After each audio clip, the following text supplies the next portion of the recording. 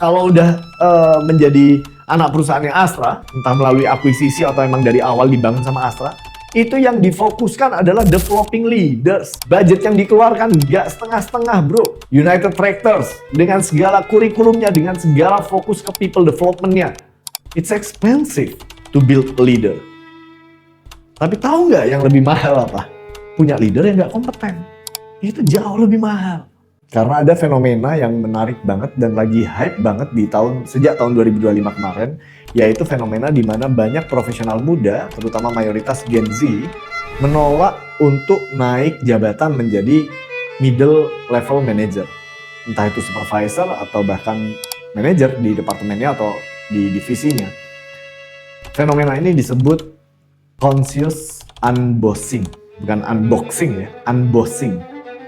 Yaitu ketika seseorang secara sadar memilih untuk tidak memimpin tim, tidak menjadi atasan. Jadi aku mikir, terus buat apa dong aku bikin konten kemarin tuh yang sharing, yang ngajarin orang untuk bisa dapat promosi atau kenaikan gaji, kalau ternyata mayoritas Gen Z, lebih dari 50% Gen Z, menolak untuk jadi pemimpin.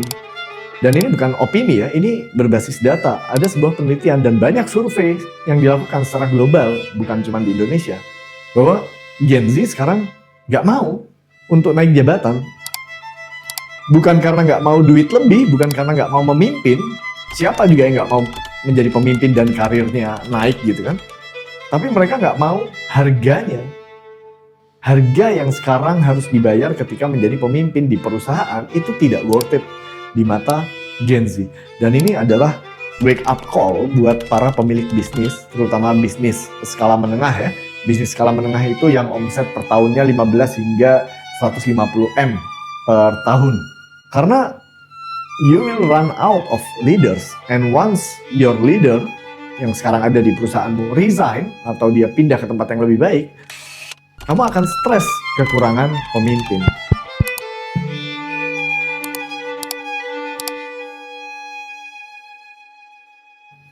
Kita akan menjawab pertanyaan ini, dan aku punya cerita, real story, temanku sendiri, dia kerja di perusahaan yang sangat besar, termasuk di perusahaannya top 10 konglomerat terkaya di Indonesia. Dia punya grup yang sangat besar ya. Posisi dia saat itu, 3 bulan yang lalu adalah staff auditor internal. Dan setelah dia perform well, dia dipandang sebagai calon pemimpin oleh supervisornya dan oleh manajernya, dia ditawarin untuk naik menjadi supervisor. Dengan benefit tentu saja naik gaji. Gajinya lumayan loh. Dia dari 7,4 naik ke 9,9. Jadi naik 2,5 juta lah.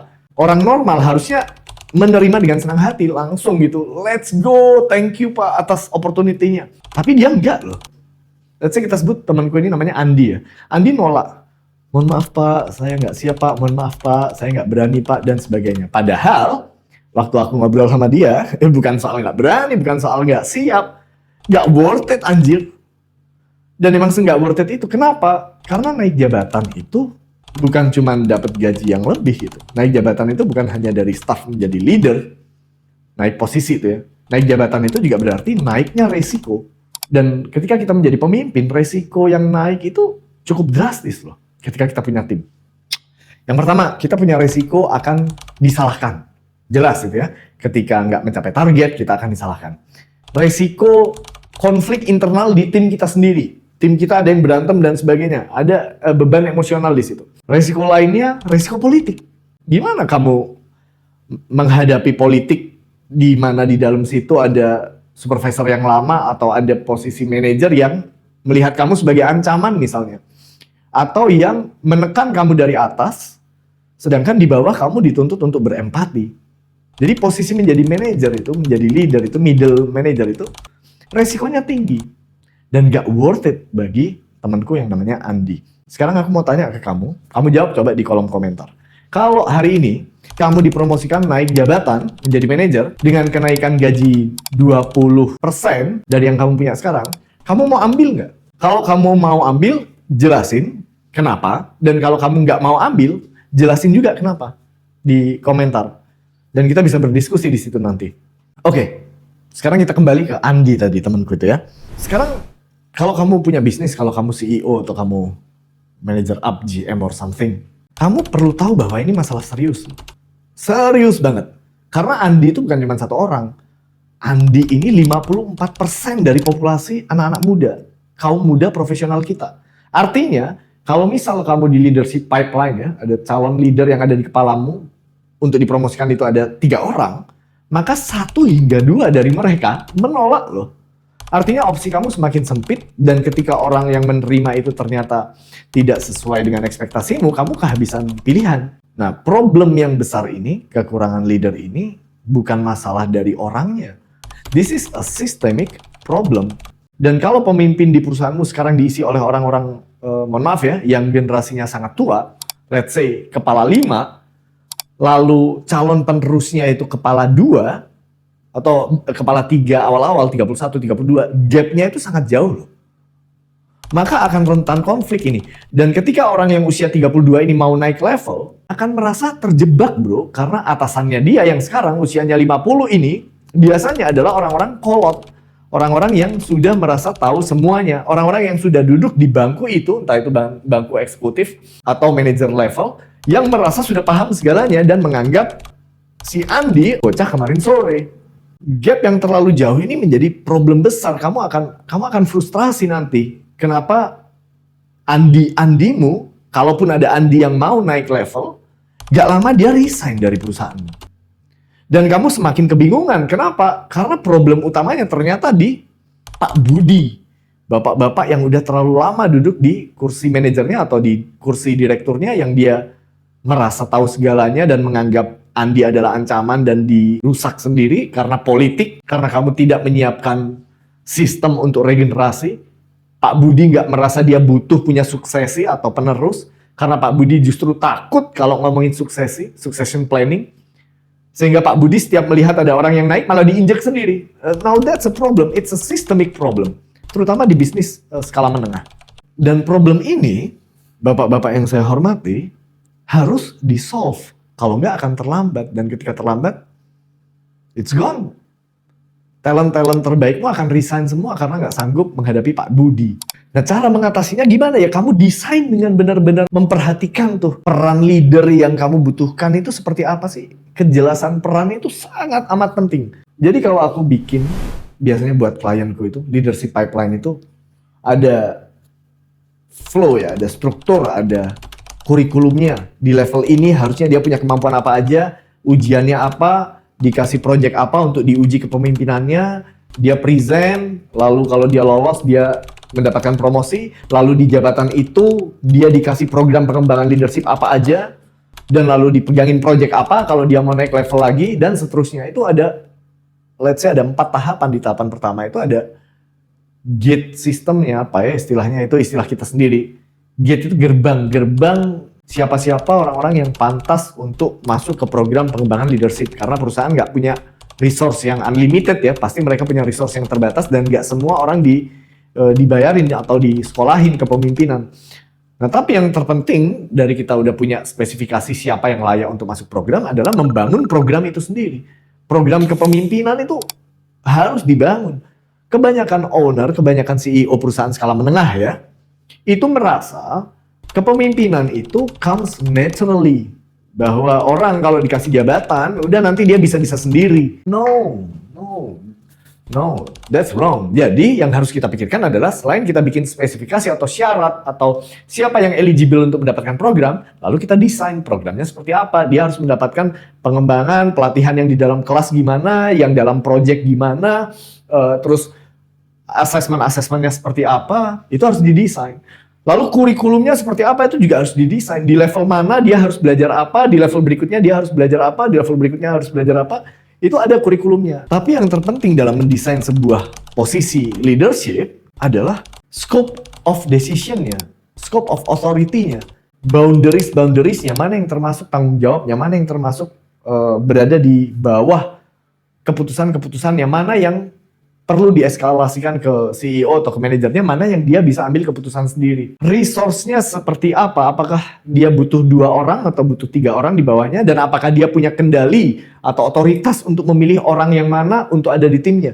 Karena kalau kamu kasih dia beban, yaitu target ya. Seperti pada umumnya ya, pemimpin dikasih target yang harus dicapai, tapi dia tidak kamu kasih wewenang untuk memilih siapa orang-orang yang akan membantu dirinya, yaitu, ya mohon maaf ya, bagi kita, bagi karyawan, itu bukan promosi, itu mah jebakan. Kita dikasih target, kita dikasih tanggung jawab mencapai sesuatu, tapi cara mencapainya dan bersama orang-orang yang spesifikasinya seperti apa, kita nggak dikasih wewenang. So, resource, selain tim, budget, apalagi di departemen-departemen yang sering dianggap sebagai cost department. Seperti misalnya HR. HR itu menyedihkan, bro. Dan aku udah lama banget berkecimpung di dunia HR. HR itu menyedihkan. Dia selalu disalahkan, turnover tinggi, misalnya ya, karyawan banyak yang resign dari perusahaannya, HR yang disalahkan. Padahal yang nggak berani mecat leader toxic, ya CEO-nya, ya manajernya. Selain resource, kamu juga harus mendesain wewenang dia itu sejauh mana. Wewenang dia untuk mengubah sistem misalnya, mengubah sistem insentif, mengubah sistem remunerasi. Kalau secara gaji, misal di departemen sales, dia adalah leader sales, gitu, yang levelnya udah manager. Tapi kamu nggak beri dia wewenang untuk mengotak-atik sistem insentif. Sedangkan sales itu sangat erat hubungannya dengan sistem reward dan insentif. Ya susah. Jadi itu perlu kamu desain. Sehingga waktu karyawan diangkat menjadi pemimpin itu, dia merasa punya power. Oke, aku dikasih target dan ini senjata-senjataku, let's do it. But most importantly, yang sering kelewat adalah support system. Apa support system yang dibutuhkan para pemimpin-pemimpin baru ini? Ya pengembangan, bro. Program pengembangan kepemimpinan. Apakah kamu kirim dia untuk ikut course leadership misalnya? Apakah perusahaanmu punya program leadership development yang jelas? Kalau kamu angkat orang menjadi pemimpin, tanpa kamu bekali dia menjadi pemimpin, kemampuan-kemampuan kepemimpinan, dari segi delivering result, dari segi organizing, dan dari segi mengelola tim, iya mati bro dia bro. Orang-orang yang mau menerima adalah orang-orang yang justru sebenarnya nggak pinter. Orang-orang yang pinter akan menolak. Gila, aku diangkat jadi pemimpin, naik tanggung jawabku, bebannya naik, tapi aku nggak disekolahin. Ya ini mah bunuh diri. Mending aku jadi individual kontributor, persis seperti yang komen di YouTubeku kemarin. Persis. Mending jadi individual kontributor. Pindah aja ke industri lain atau pindah aja ke perusahaan lain, tetap jadi staff, tapi aku jadi staff spesialis, video editor misalnya, tinggal nyari perusahaan yang kebutuhan akan editing videonya tinggi sehingga dia bisa jual kemampuan dia, nggak perlu memimpin tim karena nggak worth it. Dia dikasih pelatihan, dia akan jadi untrained leader, bukan narsisistik, tapi nggak cukup terlatih untuk jadi pemimpin. Nah, the final thing yang aku mau sampaikan selanjutnya adalah yang harus dipertimbangkan saat seseorang ditawari sebuah posisi kepemimpinan adalah kompensasinya. Dengan begitu banyak tanggung jawab, pekerjaan, target, resiko, tapi kompensasinya tidak premium, ya siapa yang mau? Siapa yang mau? Leader itu emang mahal. Investasi termahal yang dilakukan oleh bisnis-bisnis besar adalah di developing leader. Kamu tahu Astra International, semua bisnis unitnya itu kalau udah menjadi anak perusahaannya Astra, entah melalui akuisisi atau emang dari awal dibangun sama Astra, itu yang difokuskan adalah developing leaders. Budget yang dikeluarkan nggak setengah-setengah bro. United Tractors dengan segala kurikulumnya, dengan segala fokus ke people development-nya. It's expensive to build a leader. Tapi tahu nggak yang lebih mahal apa? Punya leader yang nggak kompeten. Itu jauh lebih mahal. Tapi nggak kelihatan aja angkanya.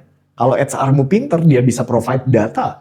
Dia akan provide tuh data dari turnover yang tinggi. Dia akan provide data dari betapa banyak waste yang dihabiskan. Karena kita never ending recruiting, onboarding, but resign again. Recruiting, onboarding, nggak lama resign. Karena leadermu nggak kompeten. Leadermu bahkan narsisistik atau toxic. Dan kamu nggak punya power untuk menendang orang narsisistik ini. Karena kamu butuh sama dia. Karena dia orang yang paling lama. Dia orang yang paling paham teknis. Oh boy. Jadi kalau emang bisnis itu pengen punya tim yang mandiri, pengen punya leader-leader yang siap didelegasikan keputusan-keputusanmu ke mereka, pengen punya leader yang bisa mengeksekusi timnya dengan rapi dan mencapai target, you have to invest in leadership. Jangan kamu maunya ada yang duduk di kursi kepemimpinan, sedangkan kursinya panas. Supportnya tipis, resikonya besar. Jadi kalau boleh kita simpulkan, renungan hari ini, Gen Z itu bukan nggak mau jadi pemimpin. Gen Z itu nggak mau terjebak di posisi kepemimpinan yang berbahaya, yang bisa menghancurkan reputasi dia sendiri, menghancurkan karirnya dia sendiri. If we want to solve this systemic problem, kita harus benar-benar serius soal mendesain peran kepemimpinan yang adil, sehat, layak untuk diperjuangkan, and most importantly, fair kompensasinya. Kamu boleh share video ini ke teman-teman di kantormu, atau kalau kamu berani, kamu share video ini ke atasanmu, supaya ada proses pembelajaran, ada proses pendewasaan, bahwa perusahaan nggak bisa menginginkan A, yaitu punya banyak leader yang capable, tanpa membayar harga yang harus dibayar. Ini aku sampaikan dengan kerendahan hati, dengan tujuan ingin mengajak teman-teman Gen Z untuk berani mengambil tanggung jawab ini, karena ketika semua orang takut mengambil posisi yang memang beresiko itu, justru kamu bisa semakin besar peluangnya untuk berkembang. Kalau emang perusahaanmu nggak menyediakan leadership development yang seharusnya kamu dapatkan, you self-educate, you self-train. You have to obsessed with leaders. Bukan hanya karena naik jabatan dan uang, karena menjadi pemimpin itu bagian dalam hidup manusia yang memang kita perlu naik ke level itu. Jangan hanya terbatas berpikir di karir dan pekerjaan. Berpikirlah melampaui itu. Karena the greatest man, orang-orang terhebat yang pernah ada, orang-orang yang membantu hidup kita sampai di titik ini, merupakan seorang leader. Dan aku percaya kalau Gen Z ini mulai berani dan mulai mengambil resiko untuk menjadi pemimpin, dengan dia belajar sendiri, kalau memang dia tidak difasilitasi, dia akan jadi pemimpin yang sangat amat luar biasa, gila kompetennya. Karena Gen Z adalah orang yang telah mendapatkan banyak kejadian traumatis menghadapi leader-leader Pak Budi di tempat mereka bekerja. Aku sama sekali, thank you very much.